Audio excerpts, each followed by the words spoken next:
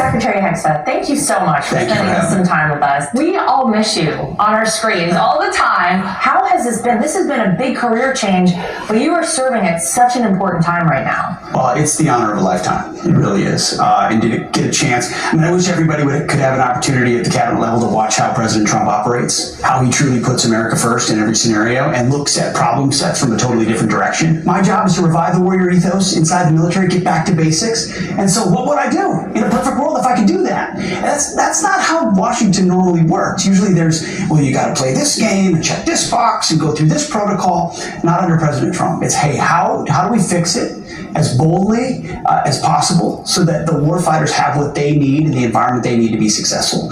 Thinking tactically, operationally, and strategically. And when you look at what the president's accomplished in just 150 days, he's set the tone for a whole different ballgame for America first. And it's really been an honor to be a part of it. You moved your whole family here. And what I think a lot of us in our family realize is that when you have one person who serves, it's not just that person, it's kind of the whole family. Well, and it's been a family thing from the beginning. I couldn't do this without my wife. She's been right there by my side. She's been my rock. But then also, the kids don't know what to think of it, right? They're, I'm just dad to them, but they get to see some neat things. And I hope what they're exposed to inspires them. That's really what I don't want them to think it's so cool they get to see this or ride on this. I want them to see the courage and the honor and the commitment of the men and women who serve. We've seen you at so many different opportunities out working out with the troops there, side by side with them. What kind of feedback do you get from them when you're out there doing that? That's amazing. You get honest feedback. Yeah. Which is exactly what I want. Right. It wasn't that long ago that I was in their shoes. Feeling like someone like the Secretary of Defense or the Secretary of the Army, they're so detached they can't understand.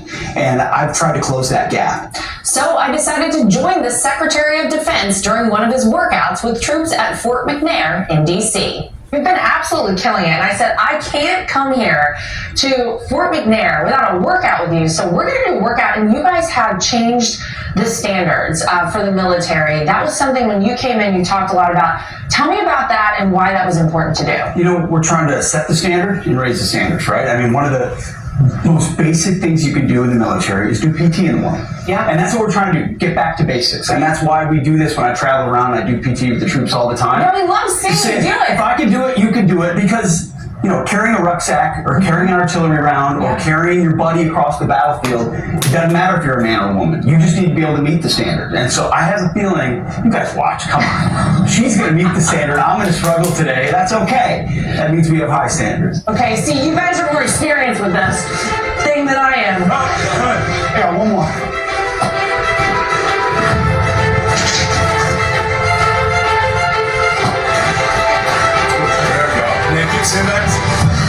Let's go.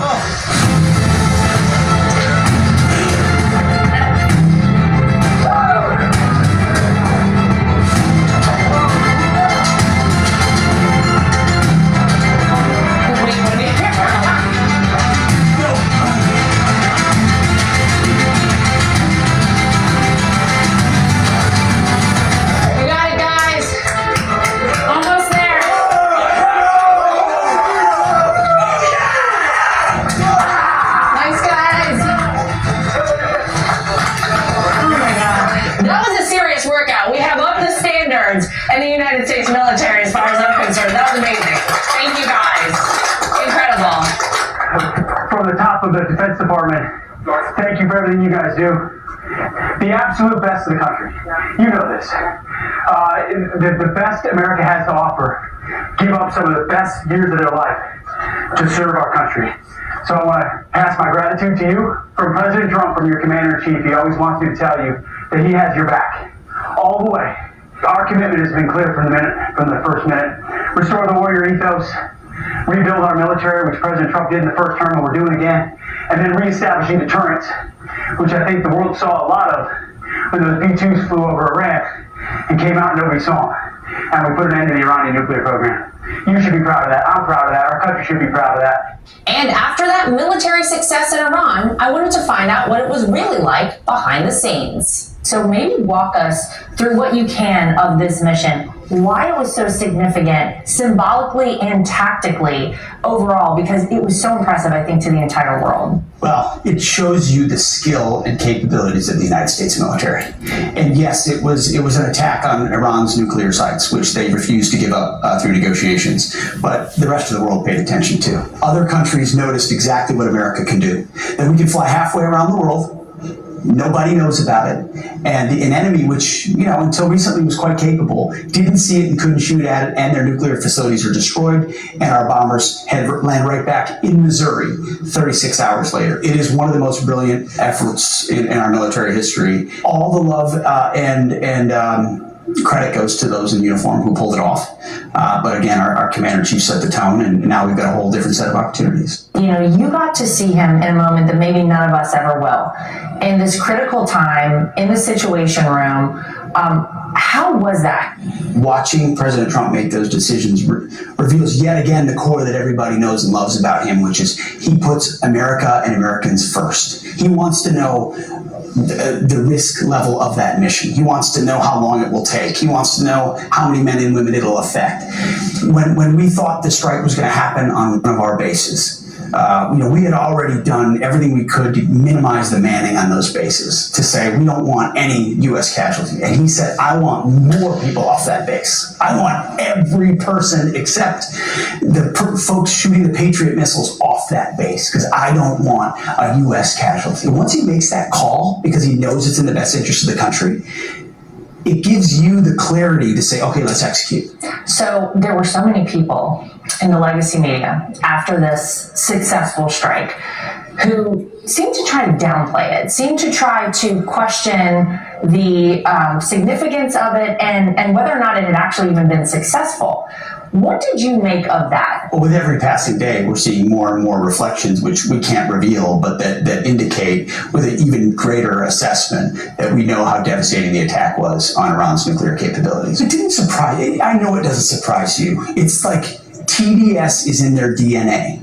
They are so deranged by President Trump that they have to find a way to try to undercut him. The media stared at the 3 holes on top of Fordo and said, well, look at those times small, without understanding the devastation underneath, which is why I said if you want an assessment, you're going to need a big shovel, because you're going to need to go deep under that mountain to look at what actually happened. So a little bit of taking a little patience, assessing the actual data is what this moment should be. But President Trump's instinct at the beginning, based on his understanding of what those weapons could do and that they were delivered properly at the right place, he said those places were obliterated, and he was right. The B-2 pilots and the crew. People want to know, can you tell us anything about the crew? We know one of them was a woman. Do we have any playlists? Do we have any snacks, food? What can you tell us? What I do know is it's a different breed of individuals, right? And you have to think about how much training goes into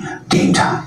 And that's why I think there's been so much excitement and appreciation for what these crews did, because they're the latest iteration of B-2 crews and others, many of which trained for a mission like this for years. I look at them and go, you're a special breed. I couldn't do what you do. I don't know what was in your playlist. I don't know how you slept. I don't know how you went to the bathroom. I want to know those details, and we'll find out on a B-2 flight, 36 hours. But I respect the hell out of what you did, and I'm proud of my nation because of what you were willing to do. Since you've been in this role, we've seen recruiting numbers across the military skyrocket. I mean, it's been pretty amazing to watch in a short amount of time what you've been able to do as Secretary of Defense. What are your goals going forward over the next 3.5 years? Keep going. Keep going. Driving change into institutions is a difficult thing to do. And the response of the American people, the immediate response of recruiting is incredibly, it inspires the building. But it's a big bureaucracy. There's still resistance to change in certain places. There's reforms that need to be made so we get weapon systems, planes, ships, submarines, munitions into the hands of our warfighters faster. Washington, D.C., it can be very good at paying too much and taking too long. And if you have a businessman, which we do as Commander-in-Chief, he has an expectation that we get it under cost and faster. So there's a ton of work left to be done to sort of truly put the America First fingerprints stamp on the Defense Department. We've just gotten started. Well, we are wishing you great success. Good luck with everything. We're all watching. We're all so proud. And thanks for spending a little time with us.